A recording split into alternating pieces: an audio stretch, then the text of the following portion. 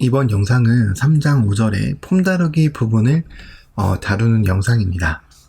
이 폼 다루기 부분은 이제 뷰에서 HTML에서 제공하는 폼과 관련 있는 태그들을 어떻게 제어하고 컨트롤할 것인지를 정리한 하나의 절이라고 생각하시면 되는데요.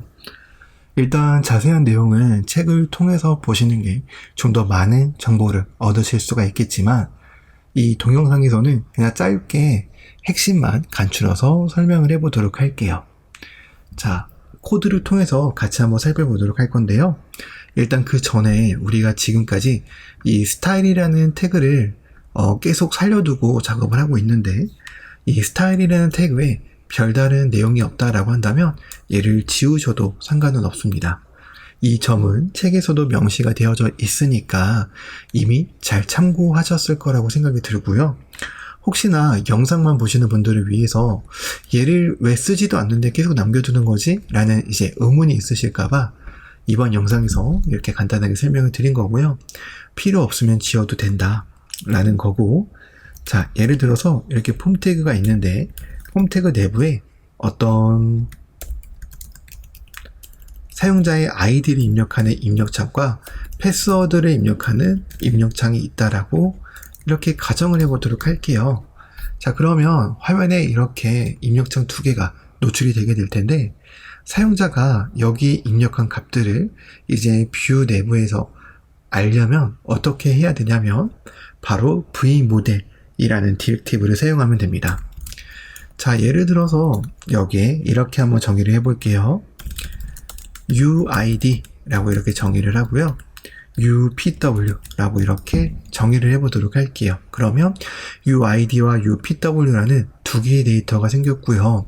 이 각각의 데이터를 vmodel이라는 디렉티브를 사용해서 입력 요소의 연결을 해주는 거예요. 이런 식으로요.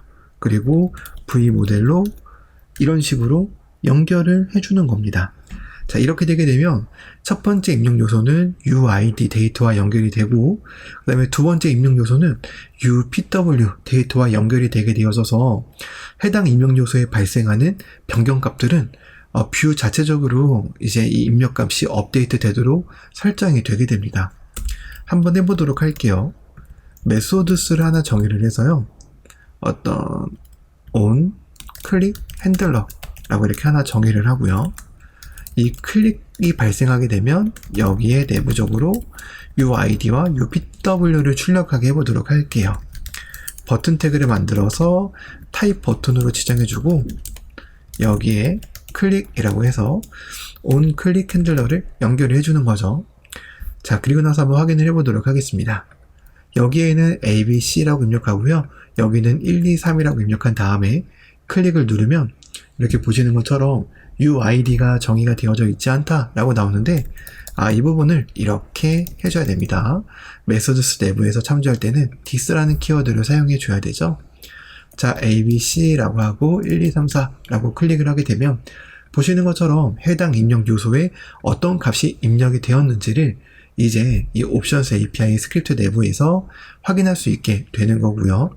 이제 우리는 이런 vmodel 디렉티브를 통해서 사용자가 어떠한 값을 입력했는지를 확인할 수 있으니까 이 값들을 적절하게 활용해서 적절한 로직으로 어떤 코드를 작성하면 됩니다. 뭐 예를 들어서 로그인을 해야 된다 라고 한다면 이런 식으로 this.uid의 트림이 이렇게 비어 있으면 아이디를 입력해 주세요와 같은 추가적인 처리가 가능하다라는 거죠. 새로 고침을 하고 클릭을 누르면 이렇게 아이디를 입력해 주세요라고 나오고, 내용을 채우고 입력하면 더 이상 나오지 않는 걸 볼 수 있죠. 이런 식으로 우리는 입력 요소의 값을 데이터와 연결해서 어떤 값이 입력됐는지를 확인해 볼 수가 있습니다. 이러한 내용들은 이제 책에 보면 자세히 나와 있는데요. 이러한 한 줄 입력 요소 말고 텍스트 에어리어는 어떻게 하는지, 체크박스는 어떻게 하는지, 라디오 버튼은 어떻게 하는지, 콤보 박스는 어떻게 하는지, 뭐 이런 것들에 대해서 자세히 나와 있으니까 책을 읽어보시면 쉽게 내용이 이해가 가실 거라 생각이 드는데요. 그럼에도 불구하고 한 가지만 해보면 콤보 박스를 해보도록 할까요? 자, 예를 들어서 이 콤보 박스에 select item이라는 변수로 카페 라떼라는 이 값이 들어가 있다라고 가정을 해보도록 할게요. 자, 그리고 나서 이 폼 요소에는 내부적으로 select 태그를 사용해서 여기에 이제 어떤 값이 사용되었는지 그 값을 자세히 적는 거죠. 이 name과 id 값은 쓰지 않을 거면 이렇게 지어도 되고요.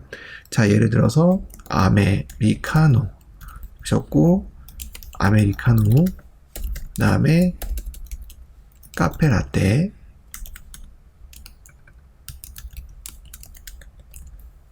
그 다음에 에스프레소와 같이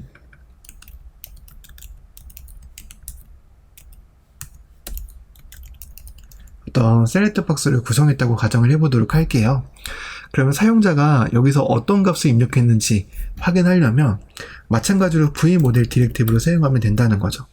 얘를 사용해서 select item이라는 데이터를 이렇게 연결해 주게 되면 이 자동으로 우리가 옵션 값을 선택했을 때 select item의 값이 바뀐다라는 거고요. 이러한 바뀌는 내용들을 이제 여기서 한번 출력을 해보도록 할게요. 그리고 나서 이제 한번 확인을 해보면 내가 만약에 카페 라떼를 선택을 하고 클릭을 하면 카페 라떼가 나오는 걸 볼 수 있고요. 스펠링이 틀렸네요. 자, 그리고 아메리카노를 입력하고 클릭하면 아메리카노가 나오는 걸 볼 수 있습니다. 자, 다시 한번 세로 고침을 해볼게요. 카페 라떼가 기본 선택이 되어져 있잖아요. 이 기본 선택이 되어져 있는 이유는 초기 값이 카페 라떼고 v모델 디렉티브에 의해서 이 카페 라떼라는 값이 자동으로 선택이 되어졌기 때문에 초기 값이 카페 라떼가 보여지는 겁니다. 만약 초기 값을 에스프레소로 하고 싶다면 여기를 에스프레소로 바꾸면 초기 값이 에스프레소가 되는 부분이고요. 이런 식으로 v모델 디렉티브를 사용하면 셀렉트 박스의 값도 어떤 값을 선택했는지 확인할 수 있고 이것과 더불어서 뭐 체크박스 라디오 버튼 등도 책에 제대로 나와 있으니까 이제 한번 같이 내용을 보시면서 내용을 점검해 보시면 좋을 것 같습니다.